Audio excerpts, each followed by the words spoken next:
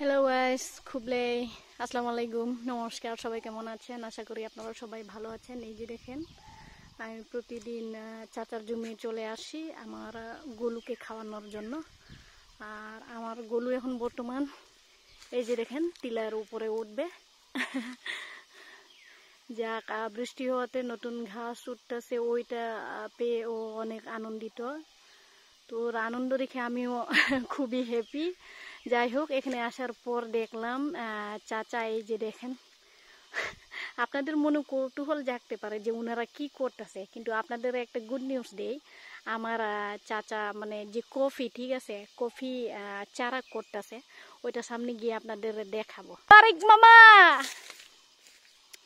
এই যে দেখেন এখানে কিন্তু অনেক কচু গাছ আছে। প্রায় আমি এখান থেকে কচু কেটে নিয়ে যাই, এরপর বাড়িতে গিয়ে ওগুলো রান্না করে খেয়ে নিই। এই কচুগুলো অনেক ভালো, তেমন একটা চুলকানো অবস্থায় থাকে না। তারপরে চলে আসছি, দেখে নেই। টিং টিং টিং টিং টিং টিং টিং টিং টিং। এই যে দেখেন, উনি হচ্ছে আমাদের নিয়ন খেরিয়াম, আমার আপন চাচা। আর উনি হচ্ছে মামা মামা বারিক। এরা দুইজনে মিলে এখন কফির চারা করবে, ওইটার জন্য মনে হয় প্যাকেটিং করতেছে।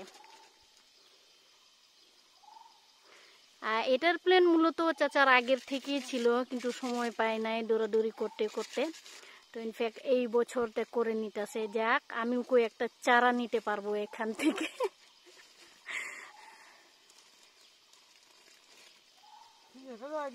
ওই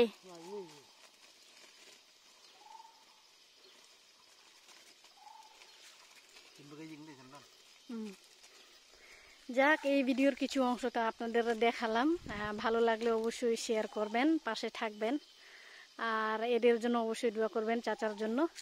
এটা হচ্ছে টোটাল একটা নার্সারি করার একটা ঘর বলতে পারেন।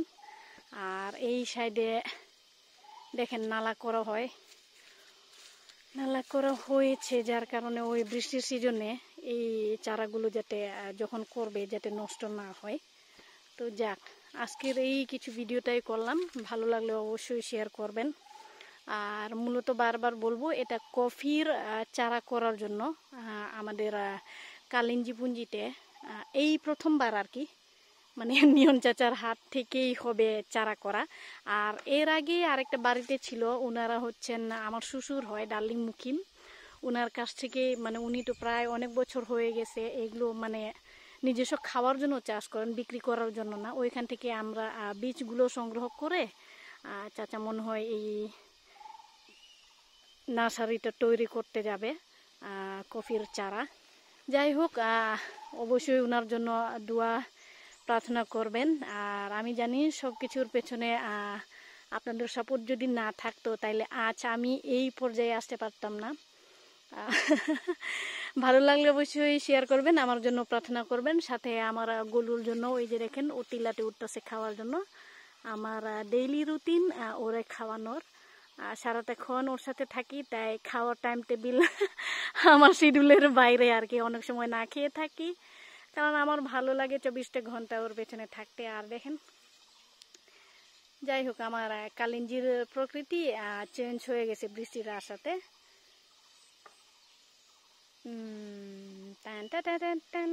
যাই হোক, ওনার যে পরিকল্পনা কফি গাছের বিষয় নিয়ে, কফি নার্সারি করার জন্য, ওর জন্য অবশ্যই প্রে করবেন যাতে উনি ওনার টার্গেট মতো বসতে পারেন। আর এই যে দেখেন, জাস্ট একটা নর্মালি একটা ঘর তৈরি করা।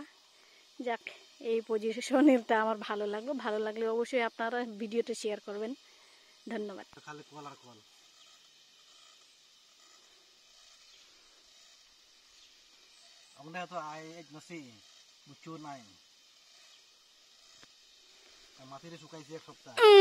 এই যে দেখেন, আমি এতটা বুঝি না কিভাবে ইয়ে করা হয়, ফুলের গাছ লাগায়, বাট ওইখানে হালকা পাতলা আমি মাটি দিয়ে দেই। এখানে দেখেন চুন, সাথে চুন দেওয়া, আর গোবর, আর 1 সপ্তাহ ধরে এই মাটিটা শুকানোর জন্য রাখা হয়। আর মূলত চুন কিসের জন্য ভাই নল আই চুন জম্পুন ভাই ন, ও চুন দেওয়ার কারণ হচ্ছে পোকামাকড়ের জন্য। যাক, আজকে জানলাম, এখনো জানার অনেক বাকি রয়ে গেছে আমার। এই যে দেখেন আমাদের মামা, উনি অনেক পুরান লোক আর কি। যাই হোক, এদের কাজের জন্য অবশ্যই দোয়া করবেন যাতে ওনারা ওনাদের সাকসেসটা পেয়ে যায়। কারণ প্রত্যেকটা মানুষ যখন যে কোনো একটা কাজে লাগে তখন একটা টার্গেট নিয়ে যে আমি আমার টার্গেট ফিল আপ করবো, বা শুধু ফিল আপ করতে গেলে হবে না, এরা মানে সেরকম ইয়েটাও থাকা লাগবে। আপনারা হয়তো বুঝতে পারতেছেন, আমি বুঝাইতে পারতেছি না। যাই হোক, আসি এসে আমার ভালো লাগতেছে, এতদিন অপেক্ষায় আসি কবে দেখবো এদের নার্সারি করা। এখন তো প্যাকেটিং করা, যাই হোক পরে দেখা যাবে। এই বিষয় নিয়ে আরেকবার ভিডিও করব কোনো একদিন, যখন এই চারাগুলো ফুটবে। ঠিক আছে, আপাতত আজকে তো দেখেন শুধু পাতা ফোটার পর আরেকবার ভিডিও করা হবে। আর এটা হচ্ছে আমাদের ছট, মূলত ছেলেরা ইউজ করে আপনার গাছে ওঠার টাইমে, পান তোলার টাইমে নিজস্ব সেফটির জন্য রাখা হয়। তো টাটা বাই বাই, সবাই ভালো থাকবেন।